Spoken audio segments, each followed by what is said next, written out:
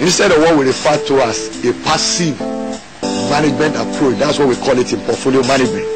A passive portfolio means you just put the money there, whatever you get is okay, which means there is no target you set, and you are not also doing it professionally, so to say. So what the CBN started doing from June 2005 was to come up with a new policy direction that, look, instead of leaving this money idle, let's actually appoint a global asset manager who also will be able to look at this within benchmarks we set for them, which means they are not free to just invest our external reserves anyhow, but they have targets and they also have risk levels specified for them. So the central bank started doing that and also building capacity internally, that is with its own staff, for managing external reserves. Then taking it further, they now involved Nigerian banks by asking them to now partner with global asset managers, so that in the process Nigerian banks build capacity and at the same time they become involved in the global banking system. So essentially, therefore, what the central bank achieves today is a different ballgame from what it was up until June 2005, and simply because they now actively manage that portfolio. So they're actually making more money in terms of return on the investment than we ever used to make. So making more money, but within risk tolerance limits. And that is what foreign exchange management, foreign reserve management is all about. Which means it is no longer passive portfolio. It is now an active management of the portfolio, which one should credit the Central Bank of Nigeria for. Here is a graphic rundown of the external fund managers and their Nigerian partners.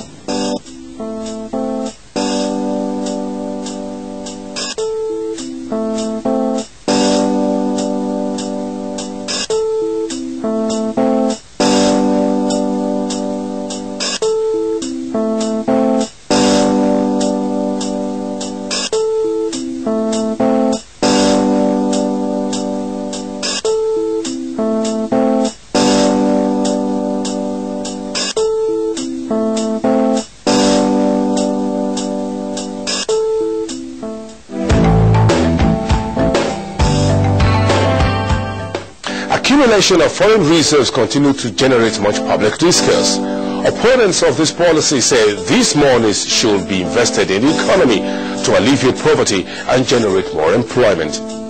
The proponents say, however, that low foreign reserves will trigger currency devaluation, raising the cost of debt repayment, raising port bills and generate inflation.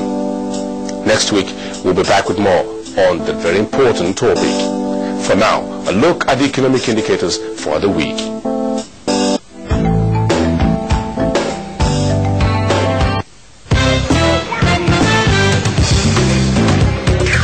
Centers.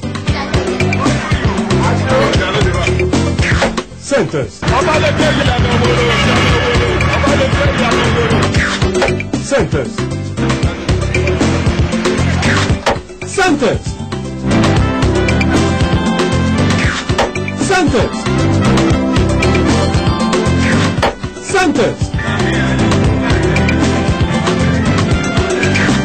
Centers. My people, if you never hear, make una hear now will say now punishable offense to abuse, buy or sell the naira, and anybody will commit, we collect with 6 months inside jail or 50,000 naira fine, or 2 of them combined. So if you value yourself, value the naira join. No squeeze am, no dirty am, no spray am for party. Otherwise, government go catch you. This message now from the Central Bank of Nigeria.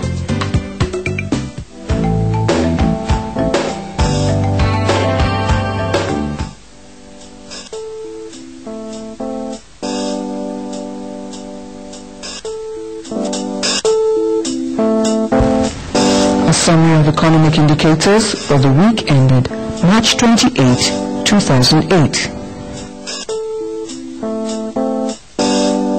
Active inflation rate as at end February 2008 was 8%.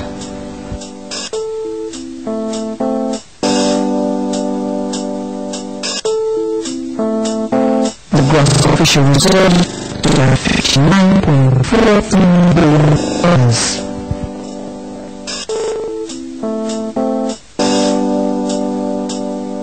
At the wholesale Dutch auction, the Naira exchanged for 116 Naira 23 kobo per day.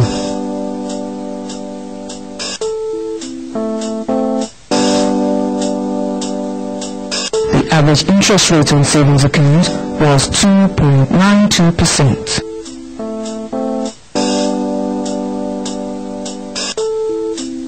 The average prime lending rate of banks was 16.20%.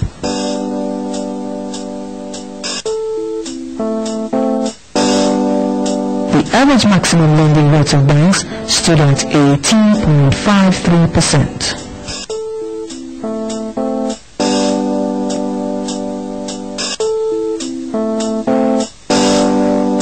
The amount of currency in circulation as of March 28, 2008 was 891.6 billion naira. The average price of Nigeria's reference crude, Bonny Light, stood at $105.06 per barrel.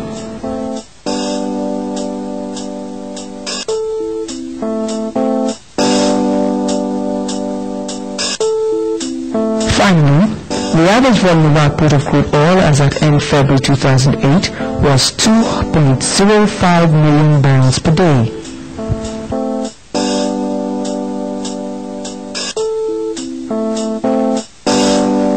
And that's it on you and the economy. We'll be back next week with a refreshing episode of the program. And of course, we'll still be talking foreign resource management.